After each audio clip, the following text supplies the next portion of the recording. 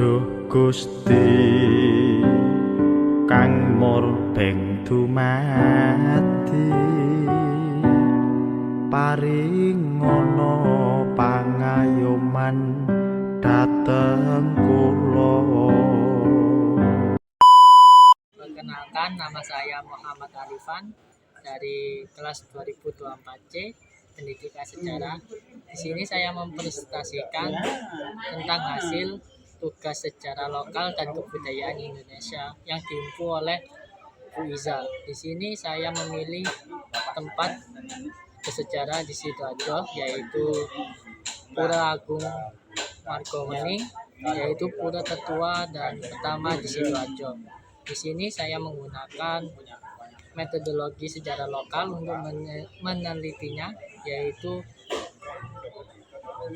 heuristik untuk mencari sumber, baik itu sumber lisan maupun tulisan yang ada di internet secara gratis, lalu kritik sumber baik inter dan ekster, lalu ada interpretasi. Di sini saya menggunakan pendekatan sosial, lalu pendekatan studi pustaka, dan pendekatan deskriptif analitis. Lalu selanjutnya yang terakhir yaitu penulisan historiografi. A few moments later. Sebelumnya siapa? Saya Gerobak itu Nyoman Simpen. Jadi tahun berapa Bapak? Sama mengurus puranya. Om Swastiastu. Saya Juru Mangku Nyoman Simpen sebagai pemangku di Pura Pelataran Agung Margowning.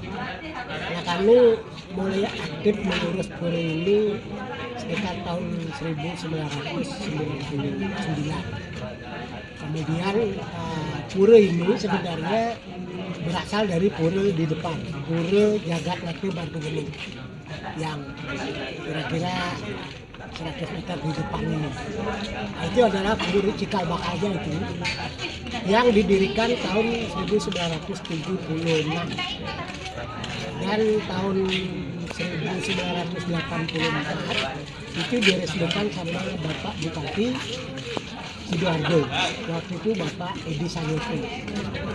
Pura Jagat Nate Margowning merupakan sumbangan lahan, itu adalah hibah dari almarhum Bapak Uncung. Beliau adalah cikal bakal pendirian daripada tempat persembahyangan pura atau umat Hindu khususnya di lingkungan Kecamatan Balonggarit, yang pada waktu itu sebelumnya umat di sekitar Balonggarit dan Kerembung ini sembahyangnya dari rumah ke rumah. Kemudian tahun 76 dirintislah pura itu untuk sebagai tempat sembahyang bagi umat Hindu sekitar Kerembung. Nah, tahun 2000, sekitar tahun 2000-an, umat Hindu semakin banyak di Kabupaten Sidoarjo, sehingga tempat itu sudah tidak menampung lagi. Nah, kemudian Banjar Sidoarjo dan PHDI, Parisada Hindu Dharma Indonesia Kabupaten Sidoarjo, mempunyai pemikiran untuk merelokasi Pura Jagat Nate Margowning itu ke arah selatan yang sekarang ini. Kemudian mulai tahun 2000 itu mulai dirintis pembangunan sedikit demi sedikit, dan tahun 2000 sudah bisa diresmikan. 2004 diresmikan tanggal 24 Agustus tahun 2004 oleh Bapak Bupati Sidoarjo, Bapak Win Indarso. Secara sekalinya atau alam nyatanya itu, kemudian tempat ini juga disucikan, pada saat itu juga disucikan dengan upacara karya agung yang tertinggi. Jadi upacara karya agung yang tertinggi adalah upacara menyucikan tempat suci yang cukup besar, dan waktu itu diselesaikan atau dipuput oleh para sulinggih dari Bali 6 orang, kemudian dari Surabaya 1 orang. Jadi ada 7 sulingge yang memunculkan tempat ini.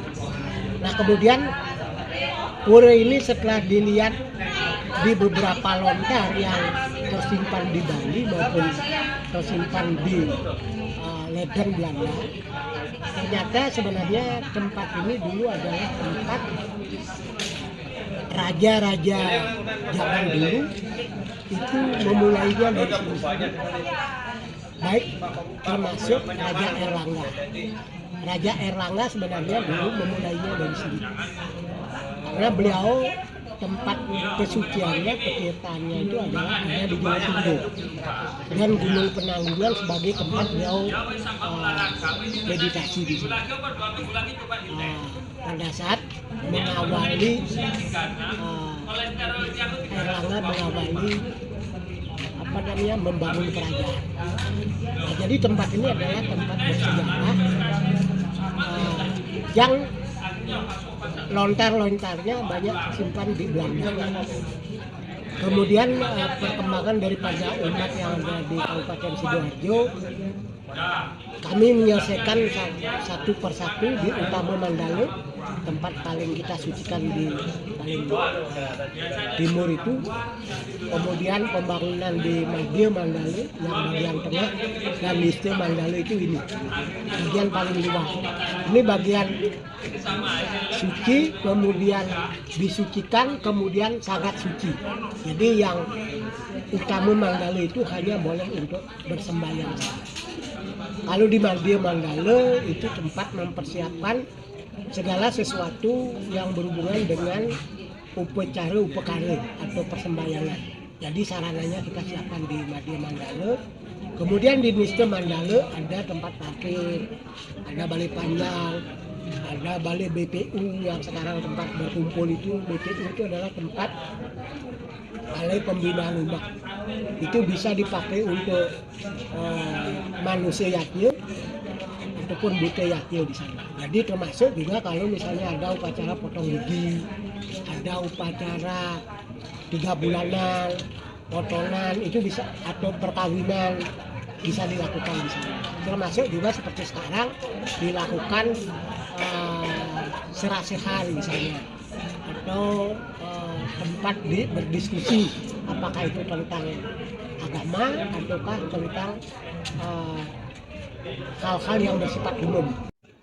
Pengiringan seperti Gamelan ada di sini, ada sekolah namanya Pasraman Empu Berada. Jadi sekolah minggu untuk pelajaran agama.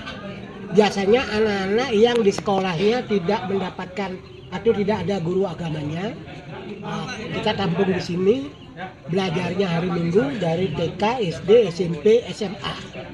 Nah, pelajaran yang diberikan di Pasraman tidak hanya bersifat teori, tetapi juga praktek. Artinya praktek, apakah itu praktek budaya, seperti tadi ada tari, ada gamelan, kemudian ada pembelajaran tentang, contoh misalnya pembelajaran tentang agama pala wakil, kemudian membaca sloka, kemudian ada bagaimana melantunkan mantra-mantra termasuk wujud lisannya yang dilakukan untuk persembahyangan sehari-hari. Kemudian juga ada pelatihan tentang yoga, diajari yoga. Kemudian ada juga pelatihan tentang bagaimana anak-anak itu belajar meditasi. Jadi membaca kitab-kitab suci juga diajarkan di sana. Terima kasih Bapak atas penjelasannya. Terima kasih Mas. Semoga informasi yang singkat ini bermanfaat untuk kita semua. Selamat melaksanakan tugas berikutnya. Ya. Om Santi, Santi, Santi. Om.